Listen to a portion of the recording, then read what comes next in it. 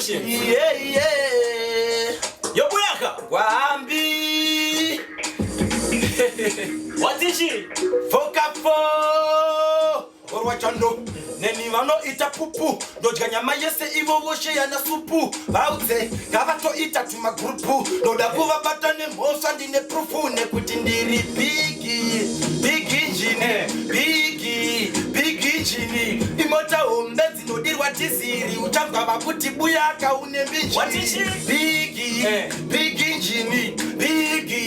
Bigi njini. Imota omezi nodirwa tiziri. Uchanga wakuti buyaka unembichi. Nine norondo, nine story. Nine shimangoma wopo zinozaza rori. Nita kushopera, ndinenge kodobori. Azizi zemtori, zia nditorori.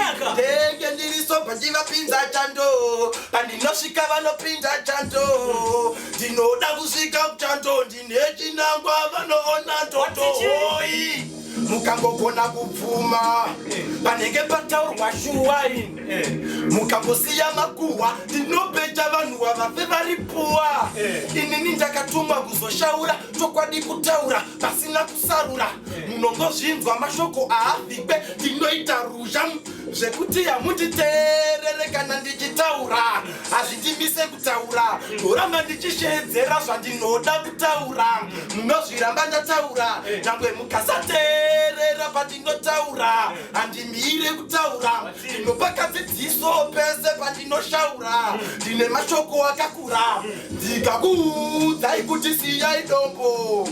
Mukasarisiya dombo. Munozopepuka mapinda dondo. Ndimi munoona ndondo. Ambe ndichivaudza vanoti unonyepa. Ndichivati pfekai bepa. Musarepa. Vakomana siyai ngemba. Vasikana nhurwa idzi dzekutema. Tirirai kana ndichitaura. Buyaka. Next piece. Ndiri mwana wekumbare boys. Biko Figo. Figo. Gambi. Buyaka. Mashito.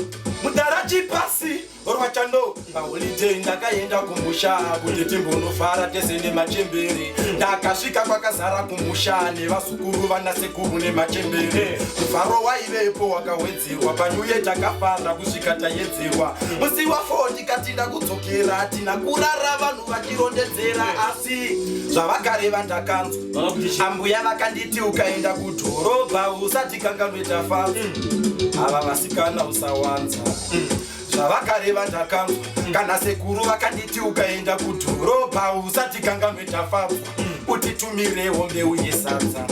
Vakanditi kana wasvika muguta uchangopinda. Utitumirewo makanyanisi. Neuye madomasi nehanyanisi. Usazodipe kana zvimbasikisi. Chemunero iko yakanzi usavinix. Uise pabhazi rinobuda na6. Tinozvitambira kuno kuzasvika. Ndiri kuvarongedzera pasuru. Ndavakarondedzera sekuru. Vakanditi muzukuru. Tinoda muromo weketo tirime churu. Zvavakareva ndakanzwa.